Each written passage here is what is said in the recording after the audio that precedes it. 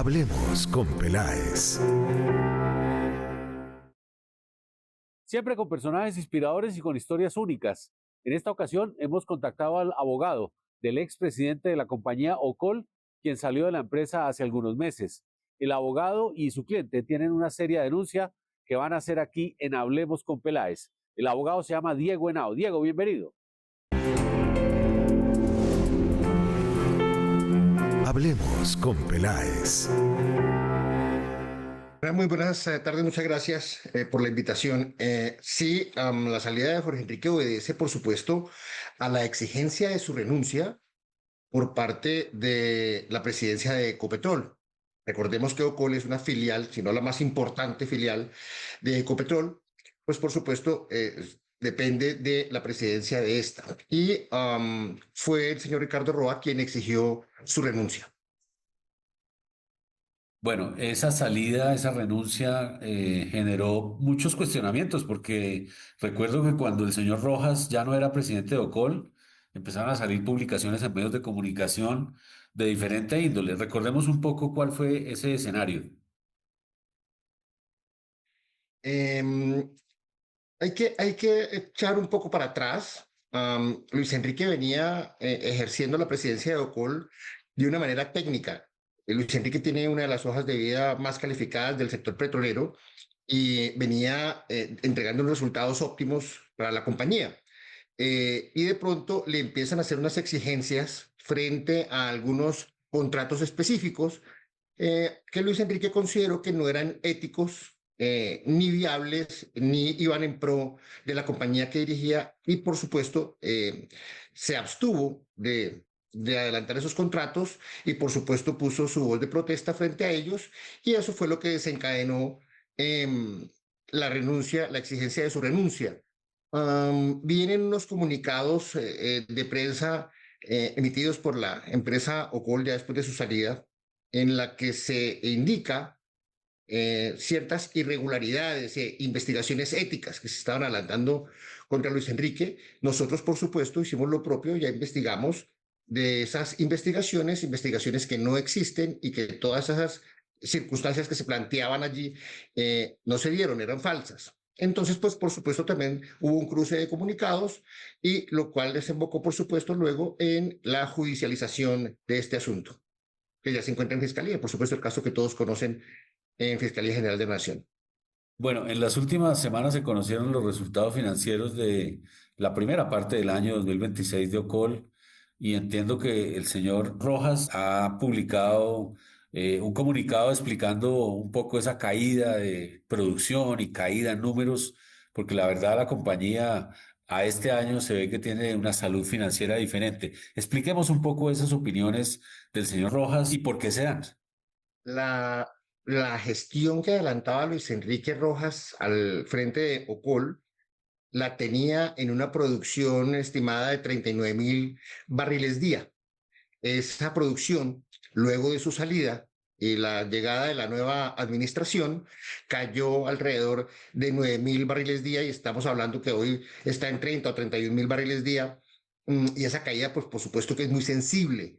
Y esto obedece, por supuesto, a que la nueva dirección de Ocol está en manos de política, está en manos de personas que llegan allí, al parecer, a hacer caso, sin ningún conocimiento técnico, sin ninguna experiencia, sin un minuto de experiencia en el sector oil and gas. Y eso, por supuesto, que fue lo que trajo al traste toda esa administración y vino con el inminente declive de las finanzas de la empresa.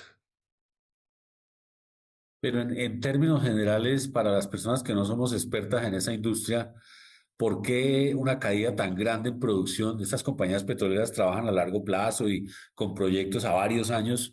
¿Por qué de un año a otro cae tanto? Eso es lo inexplicable. Se han explorado, entiendo yo, que tampoco soy experto, mi expertise está en el área penal, pero entiendo yo que se han adelantado exploraciones nuevas, alrededor de 6 pozos nuevos, entiendo, y aún así la caída de las finanzas de la compañía es evidente. Esto debe obedecer, por supuesto, a la administración. es que cuando se administra una empresa tan importante para el país, para el sector económico del país, por alguien que no tiene las capacidades, pues definitivamente este debe ser el resultado, ¿no? Cuando se pone a alguien técnico que conoce del sector, fíjate que estamos hablando de esto desde un área que ninguno de los dos dominamos, pues por supuesto que venía con un crecimiento que se podía reflejar en los estados financieros. Hablemos con Peláez. Momento de una pausa, Diego, ya regresamos con el resto de la nota aquí en Hablemos con Peláez. Hablemos con Peláez.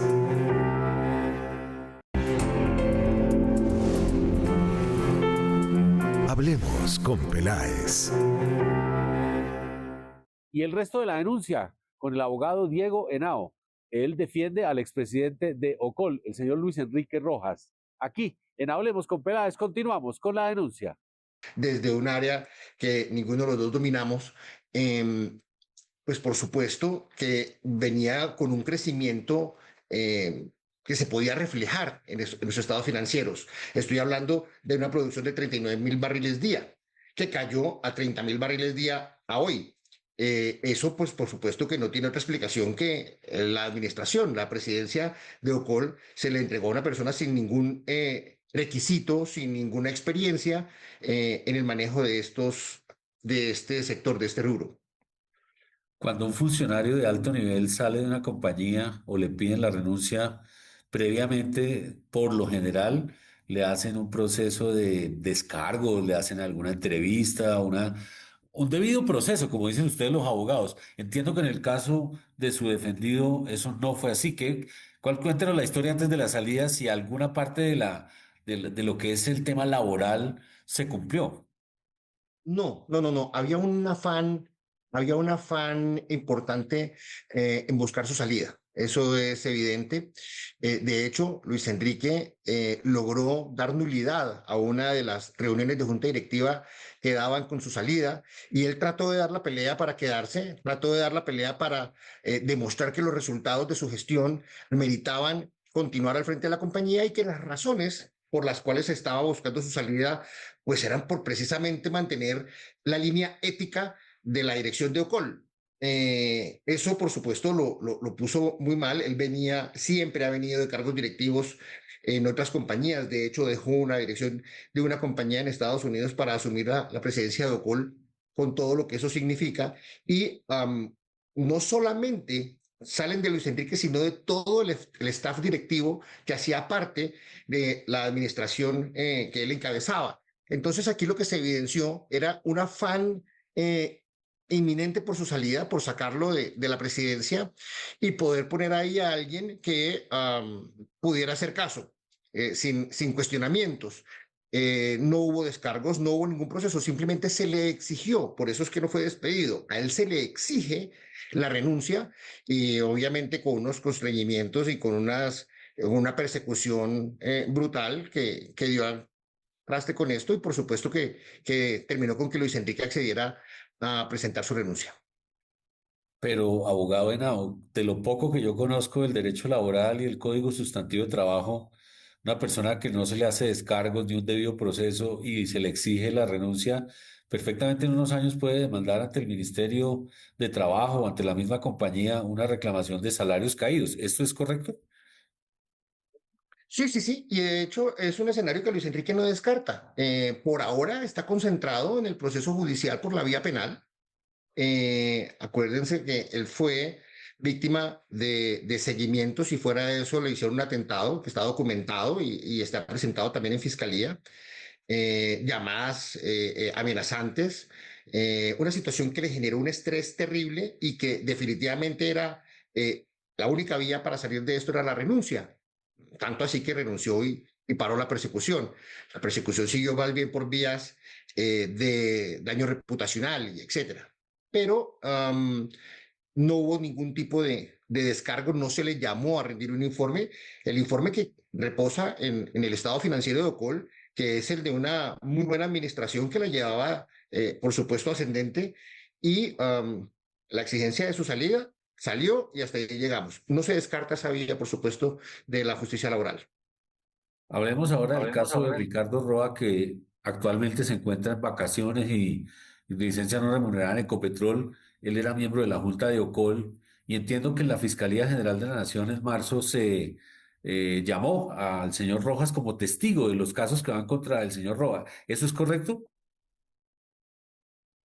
Sí, se llamó como testigo y además ya la fiscalía lo reconoció como víctima, porque por supuesto proceso que se adelanta en la fiscalía, del cual en estos momentos se debe estar ya radicando el escrito de acusación para que sea repartido a un juzgado de conocimiento, eh, se le llama porque por su vía, por su conducto, es que se hacen las exigencias para direccionar los contratos que le hacían, digamos, ver a Luis Enrique como que eran los más convenientes para la compañía. Y que Luis Enrique, que sí tenía conocimiento de toda la parte técnica, encontró que la solicitud se salía de los conductos normales y por supuesto que eran totalmente en contra de la ética, de la línea ética de la compañía.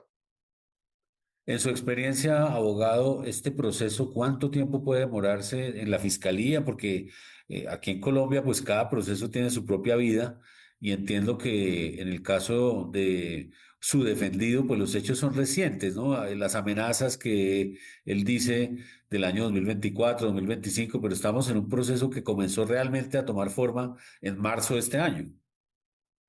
Sí, la fiscalía está cumpliendo con un cronograma, está cumpliendo con lo que la ley establece. Se presentó, como usted indica, en marzo la diligencia de imputación y justo para estos momentos se vence el plazo para presentar el escrito de acusación. La fiscalía lo ha hecho en tiempo, en debida forma y oportunidad.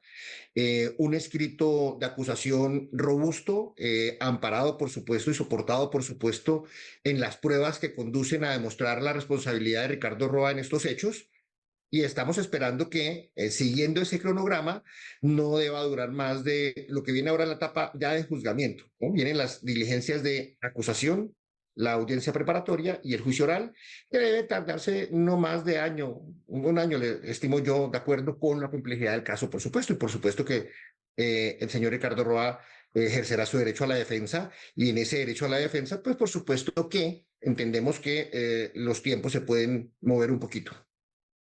Estamos a pocos días de conocer el próximo gobierno, quién va a ser, si Abelardo de la Espriella o si Iván Cepeda, pero en todo caso habrá cambios en muchas partes del gobierno, de funcionarios, de ministros, etcétera. En el caso de Ocol y de Ecopetrol, desde el punto de vista de Luis Enrique Rojas, ¿qué recomendación le puede dar al siguiente gobierno para tratar de corregir ese rumbo de menor exploración, menor producción? ¿Qué se debe hacer en el siguiente gobierno con este tipo de empresas?